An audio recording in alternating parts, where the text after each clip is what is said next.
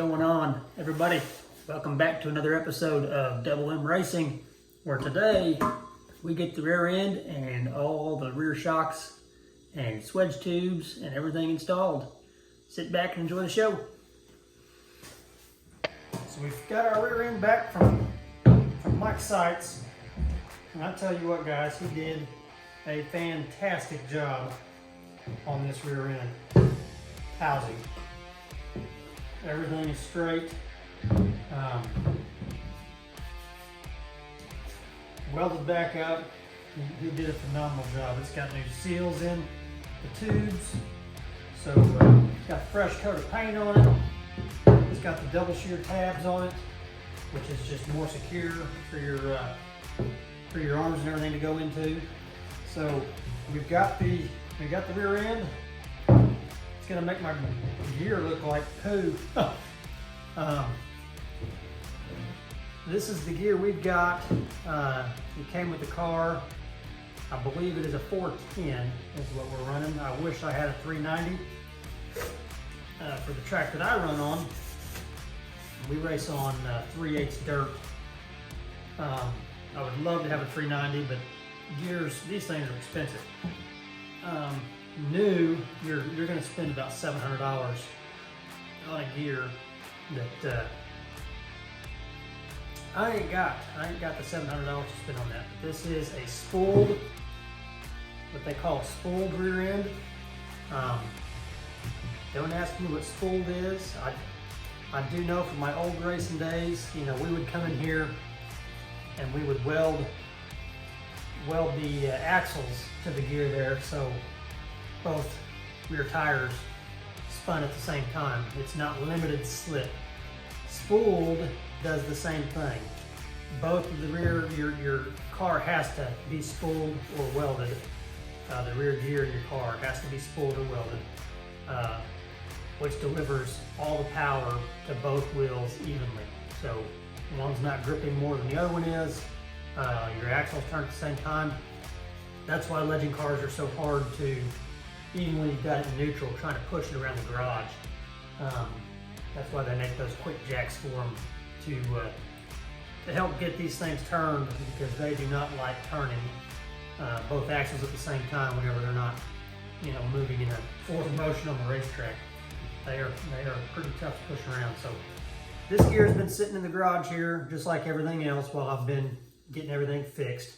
So the first thing I'm going to do is get this cleaned up real well. I'm going to spray it with some brake cleaner. And you know, the dogs come out here at night. Sometimes it's got some rust on it from just sitting out in the open for the last month. So we'll get this cleaned up. I think my plan of attack is going to be because I hate to scratch. This rear end is heavy. This whole housing is heavy when you get the axles and the gear and everything in it. So I think my plan of attack is going to be to get the gear in the rear end housing, install the rear end housing in the car, and then put the axles in with the rear end housing in the car already. So I'm going to see if that works. That's going to be what we try to do. And if it doesn't work, then you guys will find out the same time I do, and we'll go a different route. So first off,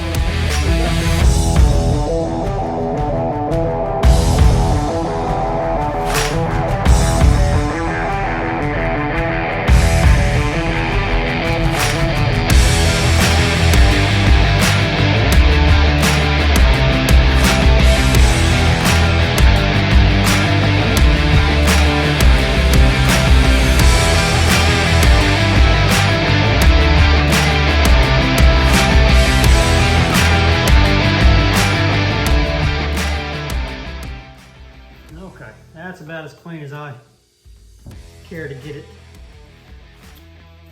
on the outside anyways. It's just going to be covered in dirt in no time. But I lied to you on the gearing. This is a 430. It's wrote right on it. I was thinking it was a 410. So I don't know a lot about gearing. What I do know is a higher the number, like a like a 340, you're not running quite as high RPM to get your speed. It all has to do with the number of teeth on the big gear and the number of teeth on the small gear that's inside there. So they use this gear and this gear to figure it out.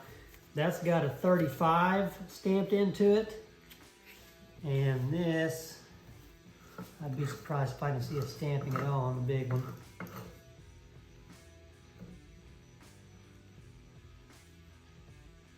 He says 43-10. I don't know if that means anything, but that's how they come up with the overall gearing.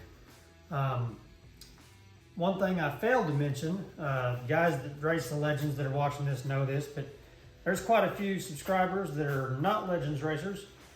These are the rear ends out of Toyota Celicas. That is what we use for our rear ends. And the housing is a Toyota Celica housing. Of course, they chopped off the pipe, or the tube, the axle tube, and we have a modified axle that runs over there. But that's what these are, is Toyota gearing. Okay, I went back and looked at some pictures. So it goes, flip this around here. Where the gear number is written, not all of them will have that written there, but this is noticeably a different part of the gear than everything else. It's skinny, it looks like a ruler, probably 1 inch wide, probably 6 inches long, 8 inches long, going down. This is where you got your drain plug. That's the bottom of the housing, so that goes straight down and everything lines up. So we got that in there with the gasket. I've got my little bag of gear nuts that I saved off the old one, and we'll get these slapped on here. There is one longer one, if you'll notice, to the left of that one, but I guess I don't know which direction this is on camera. This one here actually has a bolt that goes through it because it is too long for the stud. So it's got its own special bolt, at least on this gear, that goes down in that one there. So I'll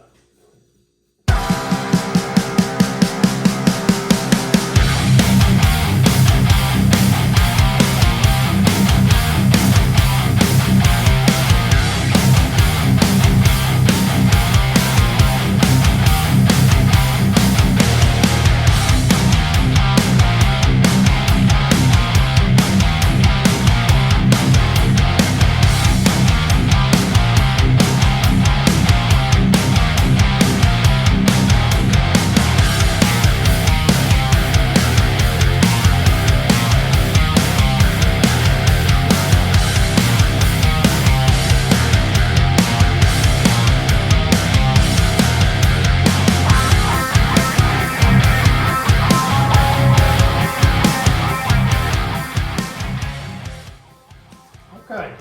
I just got done doing some research, and a lot of people were asking the same question. I can't find the torque specs on these. One guy said he read anywhere from 40 to 65 foot-pounds. But the other guys in that forum brought up a very good point, that most of the time, for us, I race one track. We've got one track we race on Saturday nights, so we set our car up and that's what it is. So this rear end and I don't have the other gears. I can't afford to have multiple sets of gears, but a lot of guys that race road courses especially, and they're on these little circuits up north and out east, and even out west. We don't have much here in the Midwest as far as road courses. We're mainly dirt. But they're changing gears for every track that they go to. And you have to, because these cars are so similar. That's the little things that make the difference in your speed on the track. And so they're changing gears out all the time, and they said, there's no way I'll be able to get a torque wrench underneath the car to get these torqued down to the correct spec. So if you've got it out, you can go anywhere from 40 to 65. Mine's probably a little tighter than that. Usually, 65 is pretty darn tight on a hand tight deal. And I've got it to where I can't turn it no more. So just a couple Uggadugs on there. That'll be tight enough. And then once you get it refilled with your rear end oil, you'll just want to check and make sure nothing's leaking out of there once you get that filled up. So that is it on putting the gear in your rear end housing. Next, I'm going to get this thing finagled in the car, and then we're going to try to get the axles in it. And the reason I'm doing it like this, like I said before, is this is extremely heavy. I mean, even just adding this, I can pick it up now, but with the axles in there on top of everything else, it's too heavy for me to manhandle around by myself. I've got a freshly painted frame on the bottom. This is freshly painted, and it's not very often that you can have nice looking stuff. So I don't want to scratch up Mike's hard work. I don't want to scratch up my hard work and his hard work, back there on the back end of the frame. So I'm going to get this in while it's a manageable weight and cross my fingers and hope that everything slides back in. I wouldn't see why it wouldn't, because people take axles out and change them all the time while in the car. Well, this is all in the car anyway, so we ought to be just fine. So I will put you guys on time lapse while we get this finagled. There ain't no we here. The girls are gone tonight. While I get this finagled back into the car. I will say real quick, it is easier, from what I've seen, to do this from the other side of the car. But you guys have all seen my workspace over there. There's no way I'm getting that. Well, actually, I might be able to. So I will leave you here. With it being lighter, I might actually be able to get that finagled in from the other side. That way I'm not trying to get that big pumpkin in the gear wedged between the fuel cell and the battery holder here. So I'll let you watch from this side. Let's see if we can do it.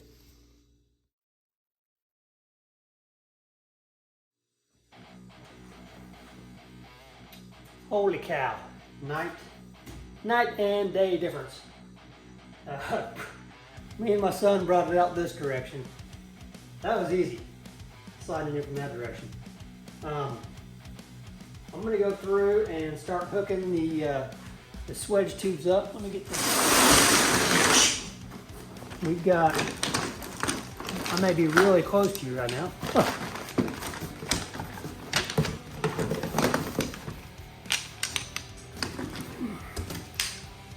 We've got 4 tubes left. We've got 2 of them that are, let's see, well, let me measure this on the front, see if that's an 11 or 12.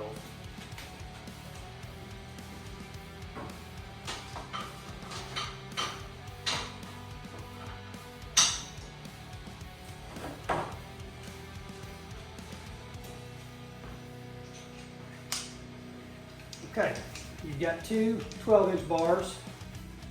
They go from right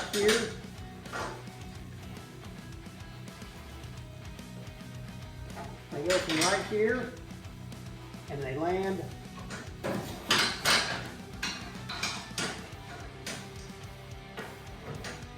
down inside the tube like that. You've got a little, I believe this is 9-inch.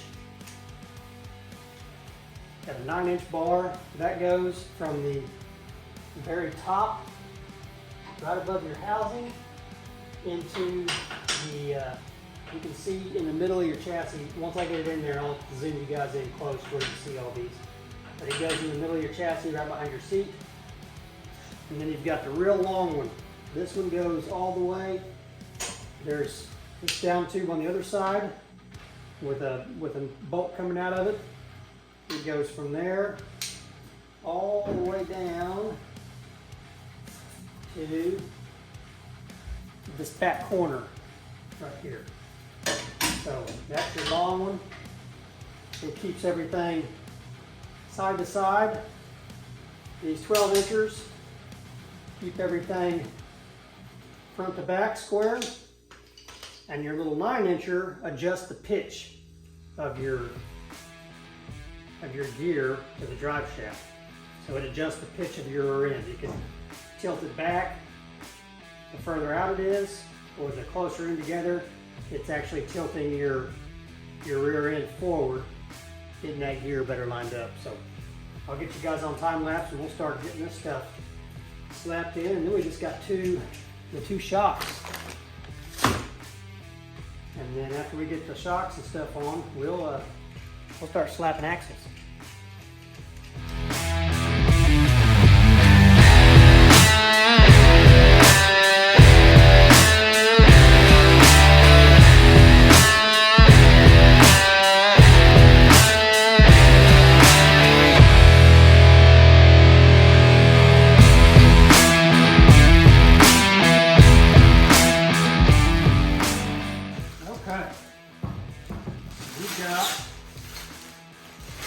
We've got the new axle. Nice and shiny and new. And then we've got the old bent axle. And we need to get the brake drum parts transitioned from one to the other. So this is going to be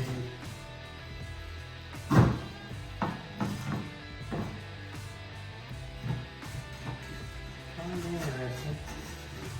Okay, looks like that comes up over there. Okay,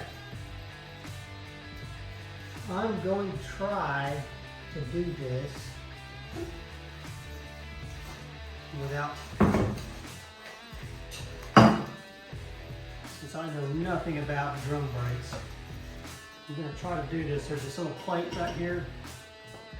There's this plate right here, and I'm going to try to slide it between springs and stuff so I don't have to even try to worry about messing with the rear drum brakes on this thing. Just like so.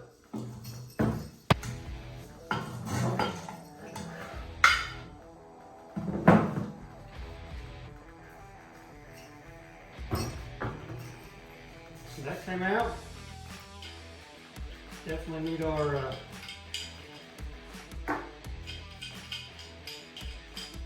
nuts, our wheel nuts.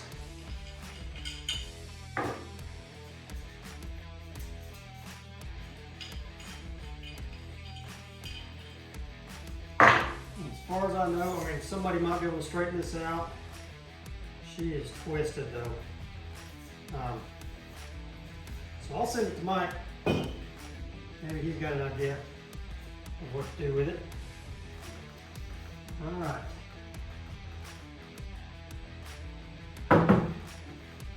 Pretty sure.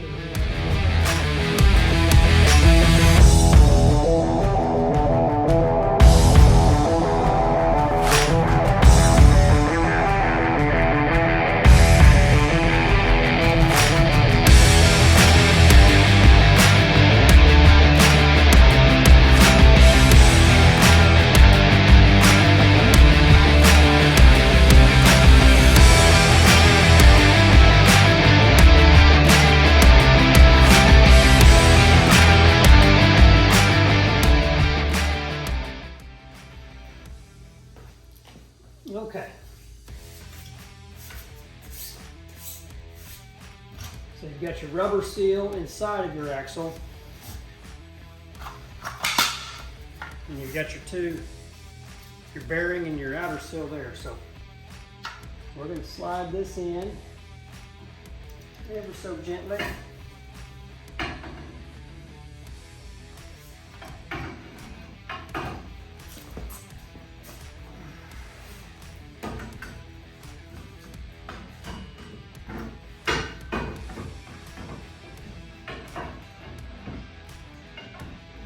I can feel the gear down there, so now we just get it lined up We're going to twist it to get the splines lined up. And there we go. We are lined.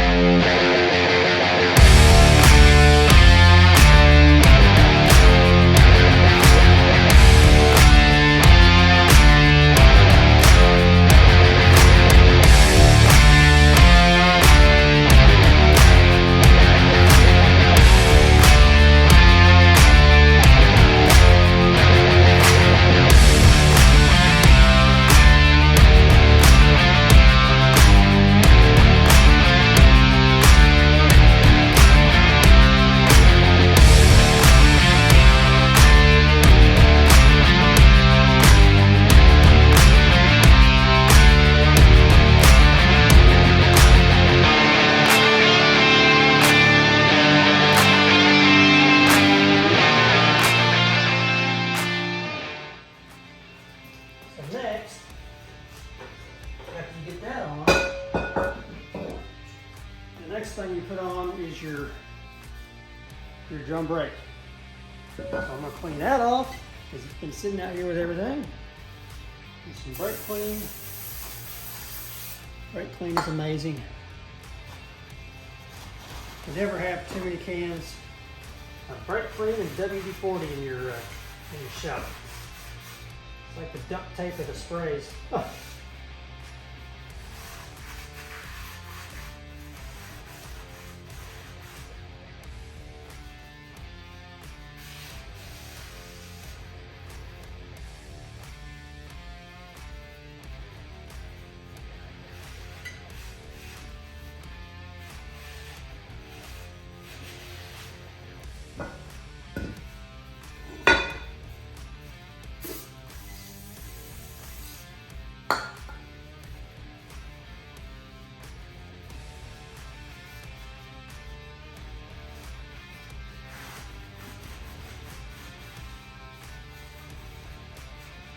And again, the main reason I'm cleaning this stuff off, number one, it's been sitting here in my garage this whole time. Number two, I blew a hole straight to the bottom of my rear end housing, which released gear oil everywhere, all over my car. Okay.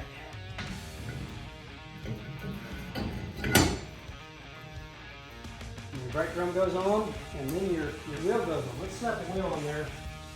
Just to really kind of see how the figure looks.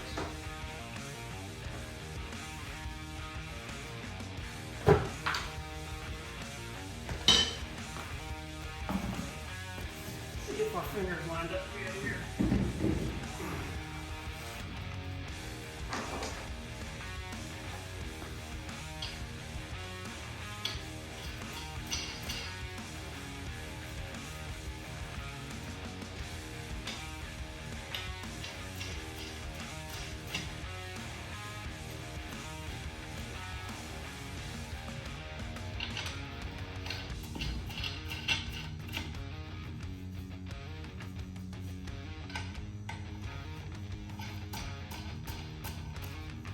I unfortunately did not mark my tires of where they were at on the car.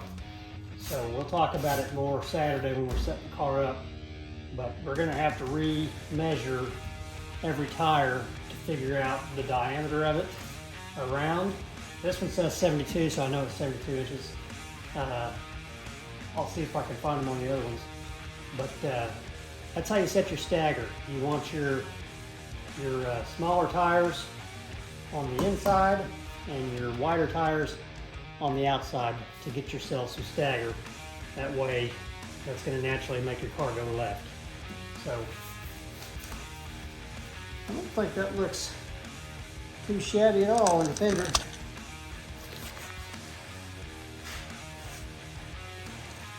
It ain't on the ground yet, but